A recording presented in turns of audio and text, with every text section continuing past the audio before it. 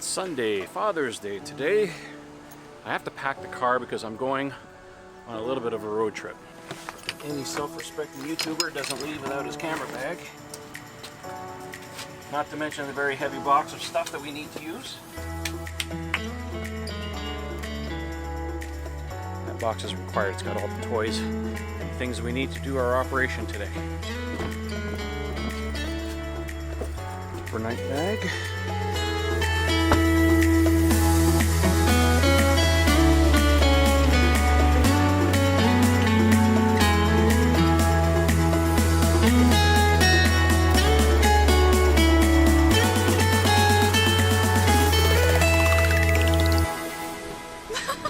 There's nothing like taking a road trip and throwing on autopilot on and a really good audiobook to make the time go by like, boy, that was the fastest autopilot trip I ever did. God, I love autopilot. Look at this stranger. Something about the crossing the country, right? We did, yeah, he looks vaguely familiar. Yeah, I know, my hair's a lot longer. That was literally the last time I cut my hair.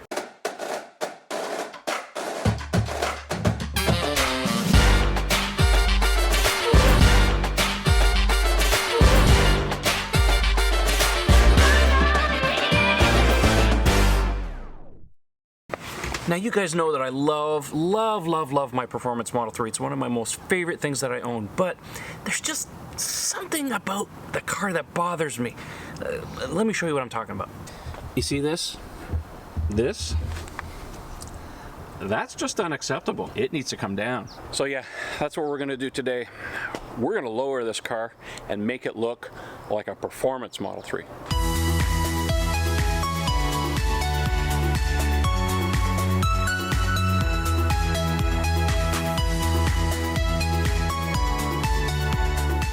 Ian's getting his garage all set up here. We've got the air compressor going. So this is going to be our workshop for the day. It's going to be a hot one. They're predicting, I think, 95 degrees Fahrenheit, whatever that is, 35, 40 Celsius.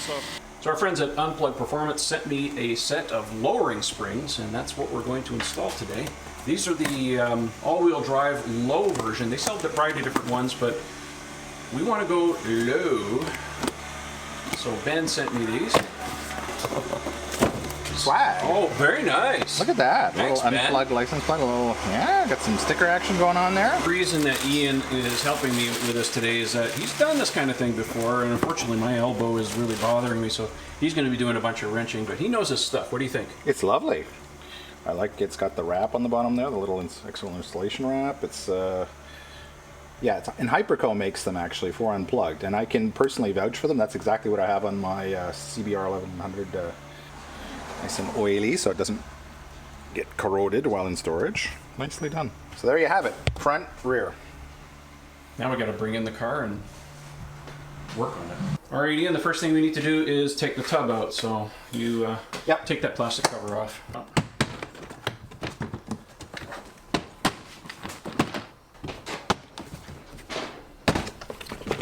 Take this out. There we go. Right up. There we go. Got it. Yeah.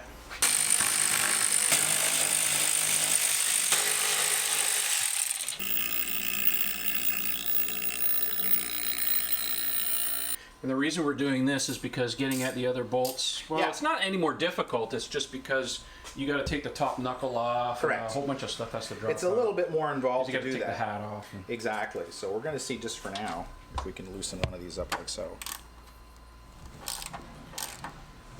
Like butter. The other reason I'm happy about that is because this is an all-wheel drive car. You're going to see there's basically the lower half of that strut assembly has this sort of horseshoe base to it with the flanges that connect to the control arm. And I don't know how much we have to disconnect. I'm really hoping not to have to take the axle bolt out. So far I haven't seen any examples of anybody doing that. I know if you take just the 3 top mount bolts, you don't. You can actually lower that control arm enough to get it out of the way. Today's lifting of a Model 3 brought to you by Pads TM3 by Pierre Champoux. P-Shampoo at videotron.ca if you want your own set. Thanks, Pierre.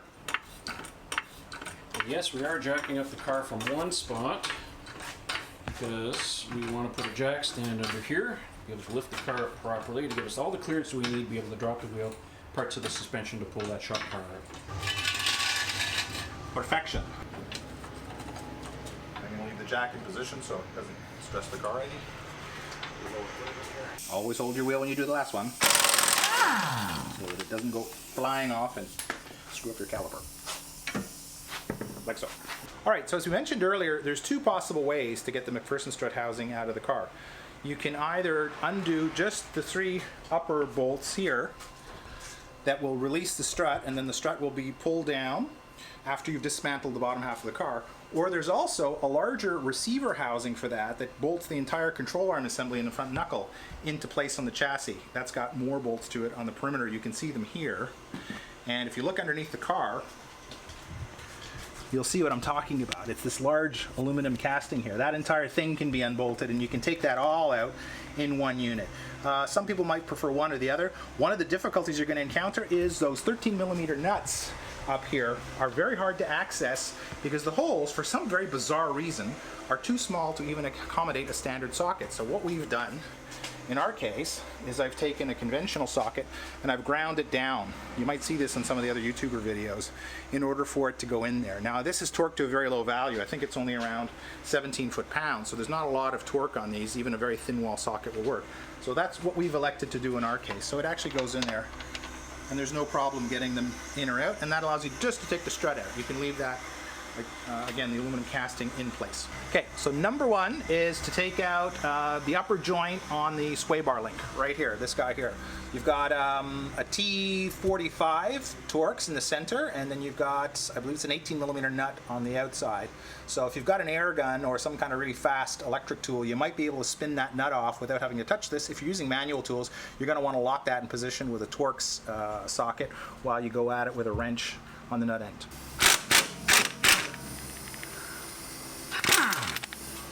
There we go. So next thing we're going to do is we're going to undo the upper link here to the from the knuckle to the upper control arm. There we go. So once you've got that apart, or maybe even before you do that, you can pull out these little push-in fasteners that's retain the ABS sensor line. So just to make sure that stays out of the way. And on the other side, we're going to want to take, there's a 10mm bolt here that holds the hydraulic line in place for the caliper. I find it's a lot easier to take the strut assembly out with that out of the way. It allows it to flex. We don't have to worry about damaging the brake line either.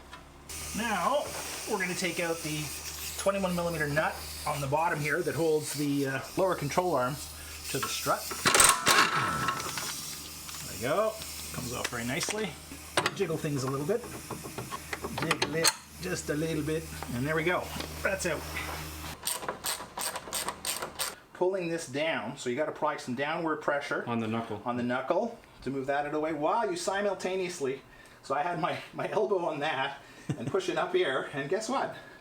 We now have a free strut. So one of the things that's important to do if you're doing the method we are, where you're leaving that top plate installed in the car and you're just taking out the actual strut assembly itself, is you want to index the relationship between the lower part of the strut with the top hat.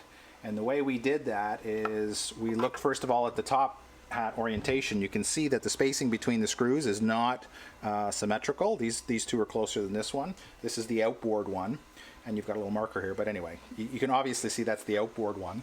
And what we did to make sure that when we reinstall this, it's in the same location, we basically put a straight edge against the strut. So that makes for a nice clean line to the top, and we can see that the straight edge hangs about 2 to 3 millimeters proud of this boss. So I put just a little witness mark here. So when we go to put it back into the car, the bottom part's going to line up on the control arm. And so we're in the process of putting the spring compressors on, so you have to make sure you put them in under an 80 degree. So make sure you go from the tallest to the lowest you can on one side, and then same thing on the other. This is a pretty common type of compressor that you can, rent for free, borrow effectively in Canada from Canadian Tire, or from one of the auto parts chains in the US usually. Have pretty much the same model.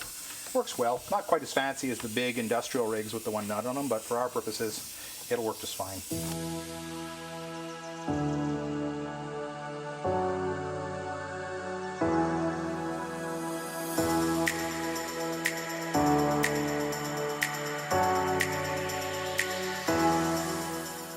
Alright, so you see we finally compressed it enough that the spring is now loose in the housing. There's a gap, so we can safely remove the end cap now. It's rolling around in there. I'm going to take the rubber boot off. So I'm going to use the air gun. This is a great cheat because the way this thing spins, it's a lot easier to get these off. What always tends to happen with these is that the shaft in the center is going to spin.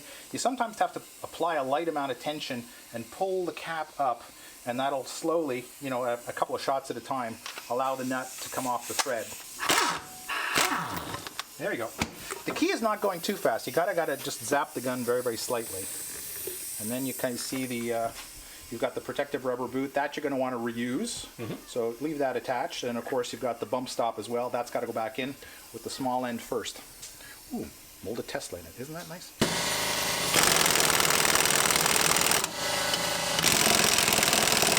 Before you take that off, we showed you to put a witness mark. So basically the witness mark is going to show you where to line this up relative to the body of the strut. That's very important so that you make sure when we put it back in the car that the 3 top bolts line up with the holes, as well as this hole at the bottom of the strut lines up perfectly with the hole in the control arm. And the other part important is aligning the spring itself. Now, in the case of the Model 3 front springs, the strut itself is indexed at the bottom. You can see there's a stopper here. There's basically this L-shaped portion of the bottom cup, the spring retainer, which basically stops it from turning at the bottom, so there's no way to really mess that up. At the top, however, unlike a lot of other ones I've seen, the top cup is completely flat. Really, you know, there's a very slight indentation in the rubber from where the factory spring sat, but as you can see, there's really no difference in the structure of the cap itself, in the metal part. So that just kind of works itself in. So we can rotate that to wherever we need it to be. If you're lucky, these little flat portions here will line up with the screws. What we noticed is interesting is when I take this off, and you sort of have to unscrew it here just to get it past the top of the strut. What you'll notice compared to the Unplugged Performance spring is that they don't have exactly the same length, so they don't end at the top of the same position. If I put them bottom to bottom, side by side, you can see they're more or less together. You notice this guy's a little shorter. So we're going to have to orient this in a different spot. So do not rely upon wherever the OEM one was sitting. You're going to have to let this either create its new home, or you can, if you're lucky enough and you can move that rubber around to where those little reliefs line up, then you can use that same spot. It all depends. We'll see when we put it in if we can do that with this one. So one of the things we noticed with the Unplugged Performance spring is that because it's a progressive rate, the bottom coils are quite tight together, and they also have this insulating material which helps them from binding and smashing into one another when they bottom out. It's a very nice feature. It, you know, protects the coating on the spring. So when you go to put this type of spring compressor on, it's helpful, if it's got these little security pins, to line them up with the gaps in the material. Just push them over. Sometimes you have to give them a little tap. There we go. And ideally, where you want it to be is as low as you can get on the spring. Again, for the same reasons I explained. I found that this one, being that the spring's a little shorter, we didn't have to quite compress it as much.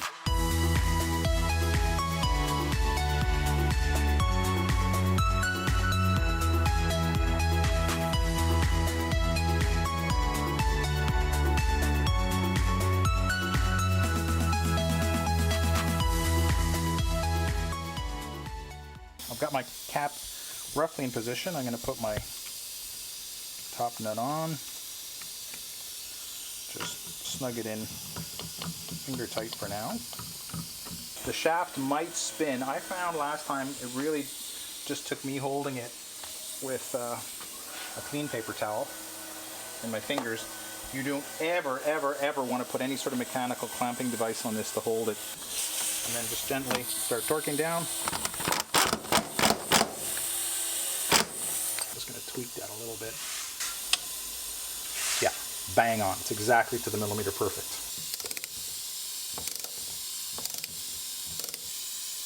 The thing I did is I just snugged in the boot. It just presses back into that upper mount, especially if you live in horrible winter climates like we do. You don't want the salt and associated stuff eating away at the strut shaft. And again, the orientation is pretty straightforward. You've got the 2 close pins are towards the back of the car and the one stud at the front.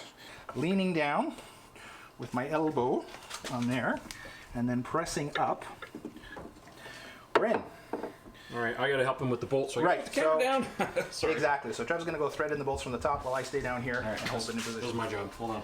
So the trick to doing these, when you're inserting the strut from the bottom, you're going to find they're very tricky to line up. So Try and get one of them threaded, and as soon as you got it threaded, if you can gently do it by hand, thread one of them in and it'll pull the other two into position. That's what we found. So, you know, you got to kind of mess around with the angle of the bottom. That's why it's really important to get that top plate indexed correctly. Otherwise, you're never going to be able to get it to line up with the lower control arm as you're trying to get it in. In our case, because we're working on jack stands, what I am a fan of doing is going in and putting a secondary jack under the control arm. We can actually lift the suspension back up to its standard ride height position just by putting pressure on the bottom of the control arm in the same location that it actually, it's very important you put that in the same spot that the strut actually exerts force. It's the strongest part of the control arm. That's really what's supporting the weight of the car at that point. And if you just compress it back up, as you'll see, that actually will... Everything will just fall into place. Exactly, and then you can torque it like that. And yes, we know a lot of you are going to make comments about the brake rotors being dirty or rusty or uneven. Listen, Canadian climates, winter is not friendly to rotors. Truth be told, this is a problem with all EVs in any kind of northern climate where you're not using the brakes enough to clean them off. So, I mean, I get into the habit of stomping on the brakes at least once or twice a week to clean them off. Yeah. It's a good habit to get into because not only do you get corrosion in the rotors, but eventually, you know, the seals around the pistons are going to start to seal up, seize up because they just don't get enough action. One pedal driving has not been friendly to our rotors, that's for sure. It doesn't help. Exactly. It's nice, but it doesn't help. Exactly. Oh yes, as we say, Perfect. like Papa down there. So either an open end or box end wrench is fine on there. That's it. That's all you need to do. Just give it a little snuggy. And then we'll torque it properly. Exactly. There we go. Done. So, yeah, hold it down. You got to line up that slot. Now you put the bolt through. Good enough. So we've torqued this guy to 41 foot-pounds. We're now going to put back the clips for the ABS sensor line and the little 10mm bolt that holds the bracket for the hydraulic line. There we go. That just needs to be snugged. So that's that. So the last thing that needs to be done is we're going to torque that lower control arm bolt. They do specify that the same control arm bolts in the rear suspension use 85 foot-pounds. That sounds about right to me, so that's what we're going to use for now. Once we verify that with Tesla or some other source, we can always retorque them. And the trick with doing this, in order to get it to ride height, is keep going until such time as it looks like it's going to start to come off the jack stand. And that means the full weight of the front end in this corner is now on the strut. There we go. She's coming off the jack stand. So just leave it in that position. Be very kind to them when you lay them down. Do so gently, pick them up gently. Do not smack them around. These do not like being beaten. If you hit them, you can actually pretty easily ruin the calibration. So always be nice to your torque wrench. There we go. 85 foot-pounds.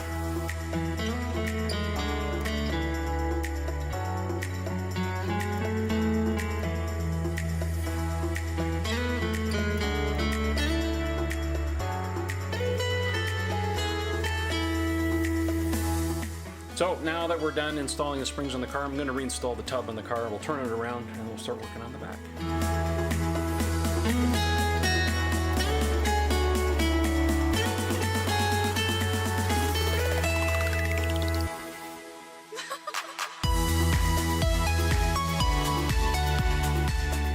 So at this point, we are tackling the rear of the car, so we've got it on a rear jack stand. The first process is to take the protective covers off the control arms off.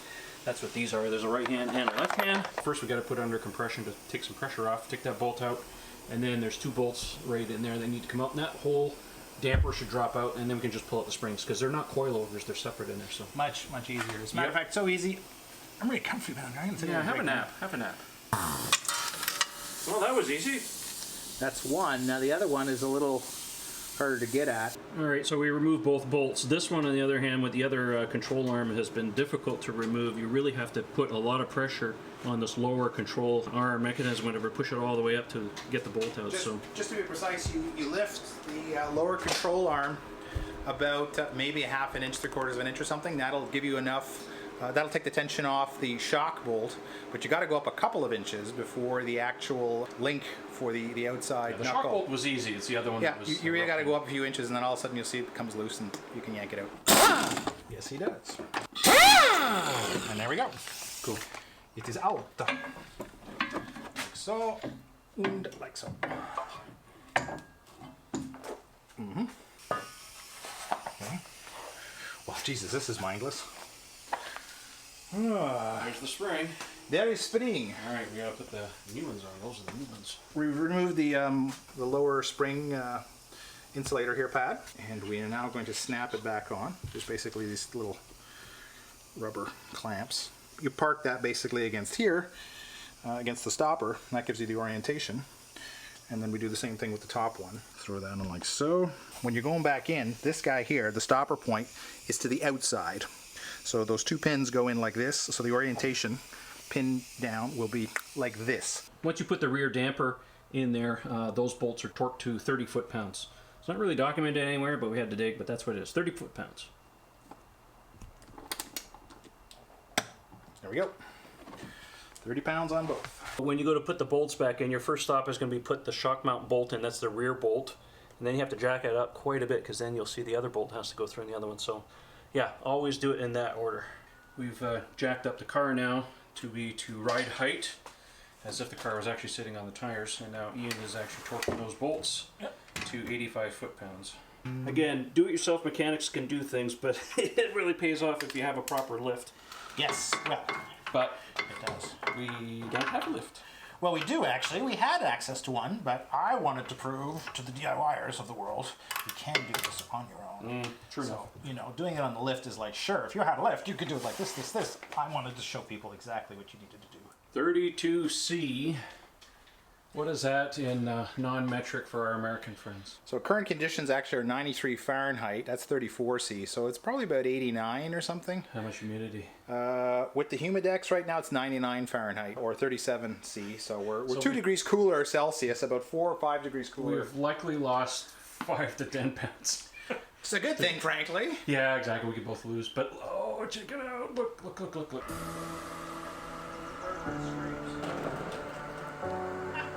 Now you know.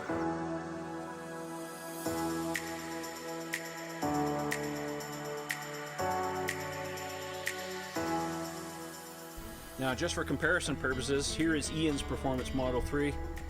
And you can see the gap is the same as original. Now, the Performance Model 3 is lower than a normal car. And then here's the difference compared. You guys can see. Nice and low. Now, there's different heights that you can get. I think this looks proper for a performance car. What do you guys think? I mean, oh, hot enough day for you?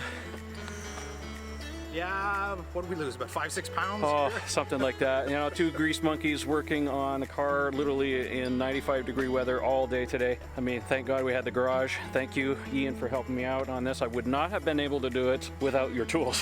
kind of like doing hot yoga with wrenches is how I describe Oh my it. God! But for 6 hours. I want to say thank you to Ben at Unplugged Performance for sending me the set of these springs. It's really cool. Let's do some B-roll, and you guys can judge for yourself what you think.